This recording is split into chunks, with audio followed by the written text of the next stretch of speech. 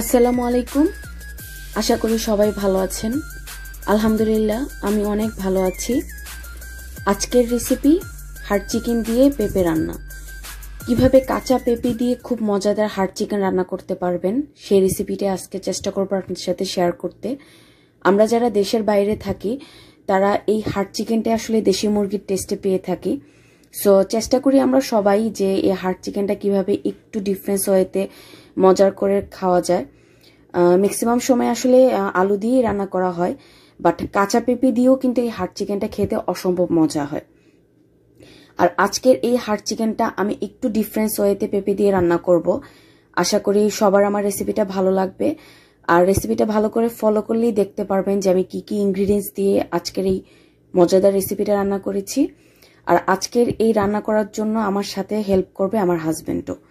So আশা করি আমার রেসিপিগুলো ভালো লাগে আপনাদের। যদি আমার রেসিপিগুলো আপনাদের ভালো লাগে প্লিজ চ্যানেলটা সাবস্ক্রাইব করবেন, ভিডিওতে লাইক দিবেন এবং ফ্রেন্ডস অ্যান্ড ফ্যামিলিদের সাথে শেয়ার করবেন। আর আমি আরও কিছু মজাদার রেসিপির লিঙ্ক ডিসক্রিপশন বক্সে দিয়ে দেব, চাইলে আপনারা সেই রেসিপিগুলো দেখে নিতে পারেন। সো চলুন দেখে নেওয়া যাক কিভাবে রান্না করতে হয় আজকের এই মজাদার কাঁচা পেঁপে দিয়ে হার্ড চিকেন।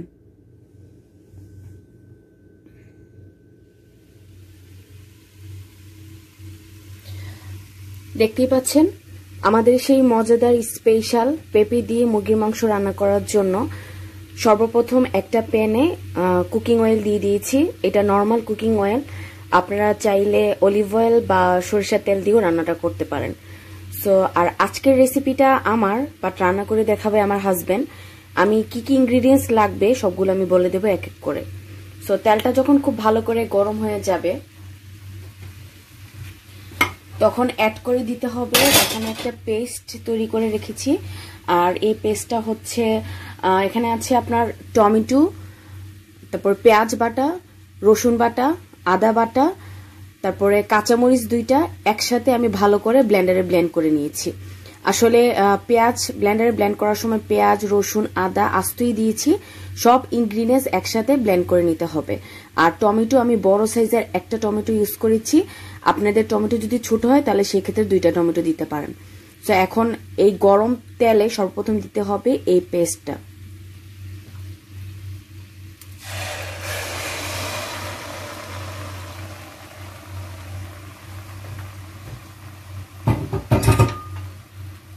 তারপর এখানে দিয়ে দিতে হবে কিছু পাউডারের মশলা। আর এখানে আছে হলুদের পাউডার, মরিচের পাউডার, গরম মশলা, ধনিয়ার পাউডার এবং জিরার পাউডার, আর স্বাদমতো লবণ। আপনারা মশলাটা যে পরিমাণ মাংস নেবেন সেই পরিমাণে মশলাটা বাড়িয়ে বা কমিয়ে দিবেন। আজকের মাংসটা রান্না করার জন্য আমি ফুল একটা হার্ড চিকেন নিয়েছি, সো সেই পরিমাণে আমি সব মশলা দিয়ে দিয়েছি। সো এখন পেস্ট মশলার সাথেই পাউডারের মশলাটাও একসাথে দিয়ে দিতে হবে।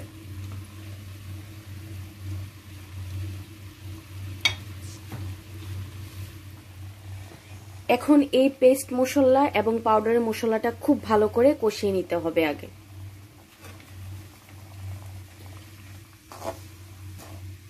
আর আমি আগেও বলেছি আজকে রান্নাটাতে হেল্প করছে আমার হাজবেন্ড। এর আগেও আমি শেয়ার করেছি যে আমার হাজবেন্ড প্রায় সময় আমাকে রান্না করে হেল্প করে এবং ঘরের বিভিন্ন কাজেও হেল্প করে থাকে। তো ঠিক সেরকমই আজকে ওর অফ ডে, সো ও আজকে রান্নার কাজে আমাকে হেল্প করছে। আমি সবাইকে বলবো আপনারা একবার হলো এই রান্নাটা এইভাবে করে দেখবেন। পেঁপে দিয়ে মুরগির মাংস সবাই রান্না করে থাকে, বাট আমি একটু ট্রাই করি ডিফারেন্স ওয়েতে রান্নাটা করতে। খুবই মজা হয় খেতে, আশা করি আপনারাও বাসায় ট্রাই করবেন। তো এখন সর্বপ্রথম খুব ভালো করে মশলাটা কষিয়ে নিতে হবে, ঠিক যেমন আমরা সবসময় মাংস রান্না করার ক্ষেত্রে মশলাটা কষিয়ে নিই। তো সর্বপ্রথম মশলাটা কষিয়ে নিচ্ছি, তারপর আমি আপনাদের দেখাচ্ছি যে কি ইনগ্রিডিয়েন্টস বা কি অ্যাড করতে হবে।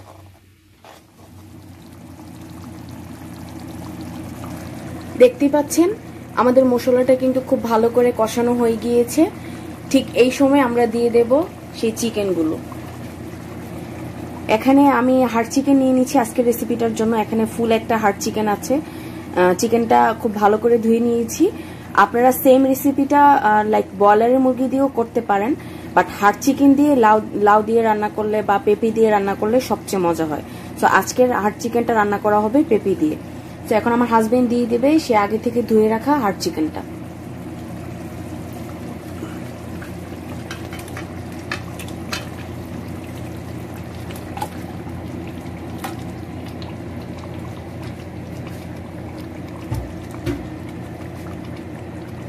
তো এখন মশলার সাথে খুব ভালো করে মুরগিটা কষিয়ে নিতে হবে আগে, কারণ আপনারা সবাই জানেন লাইক মশলা যত কষাবেন আর মাংসটা যতটা মশলার সাথে কষাবেন ততটাই খেতে টেস্টি হবে। তো সর্বপ্রথম এখন এই মশলার সাথে আমরা মুরগিটা কষিয়ে নেব প্রায় 10 থেকে 15 মিনিটের জন্য, আর চুলার আঁচ থাকবে একদম মিডিয়াম হিটে। তো আমার হাজবেন্ড ভালো করে নাড়িয়ে এখন ঢাকনা দিয়ে ঢেকে দিবে প্রায় 10 মিনিটের জন্য।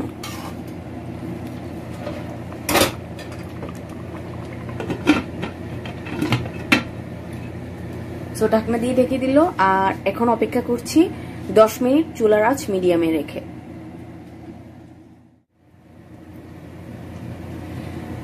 তো প্রায় 15 মিনিট হয়ে গেল। এই 15 মিনিটে আমি কিন্তু একবারও পানি ইউজ করিনি। এখন ঢাকনাটা তুলে নেব। দেখতেই পাচ্ছেন যে মাশাআল্লাহ আমাদের মাংস থেকে যে এক্সট্রা পানিটা বের হয়েছে সেটা একদম শুকিয়ে গিয়েছে এবং মশলার মধ্যে মাংসটা কিন্তু অনেকটাই কষিয়ে গিয়েছে। এখন একটু নেড়ে, যেহেতু হাড় চিকেন পানির পরিমাণ একটু বেশি লাগবে, তো একটু ভালো করে নেড়ে আমরা প্রায় 2 কাপ পানি প্রথম দিয়ে দেব।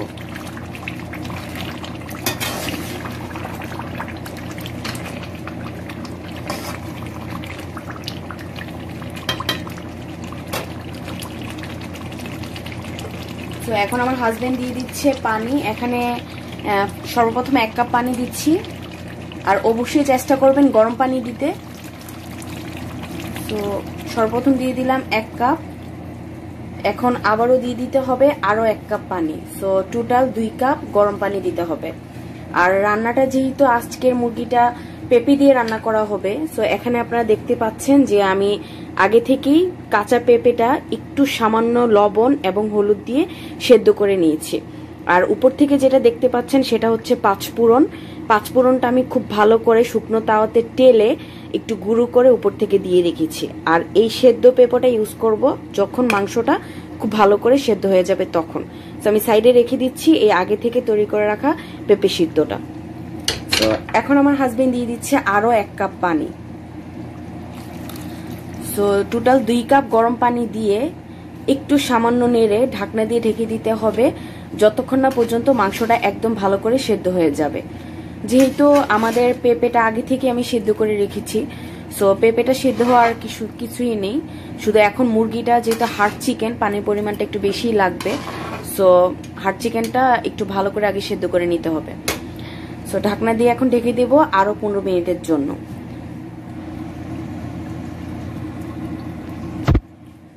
এই তো প্রায় 15 মিনিট হয়ে গেল। এখন ঢাকনাটা তুলে নিলাম। ঢাকনাটা তুলে আমার হাজবেন্ড আগে একটু নেড়ে দেবে।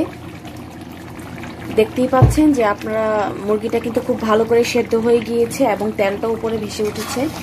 ঠিক এই অবস্থায় আমার হাজবেন্ড একটু ভালো করে নেড়ে দিচ্ছে, তারপরে অ্যাড করে দিবে আগে থেকে সেদ্ধ করে রাখা পেঁপেগুলো।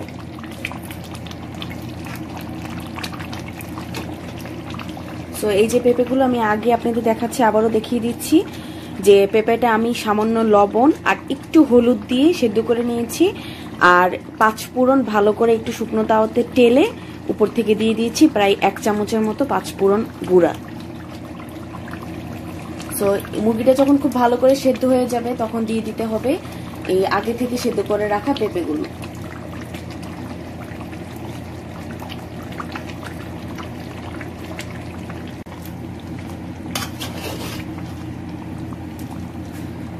এখন অ্যাড করে দিব প্রায় 1 কাপ গরম পানি। এই যে এখানে আমি নিয়ে রেখেছি 1 কাপ গরম পানি। সো আমার হাজবেন্ড এখন দিয়ে দিচ্ছে 1 কাপ গরম পানি। গরম পানিটা দিয়ে ঢাকনাটা দিয়ে আবারও ঢেকে দিতে হবে 15 মিনিটের জন্য। আর চুলার আঁচ কিন্তু একদম মিডিয়াম হিটে থাকবে। যেহেতু হাড় চিকেন তাই হতে একটু সময় নিচ্ছে, আপনারা একটু ভালো করে চেক করে নেবেন। আর দেশি মুরগির ক্ষেত্রেও কিন্তু সেম টাইমই লাগবে।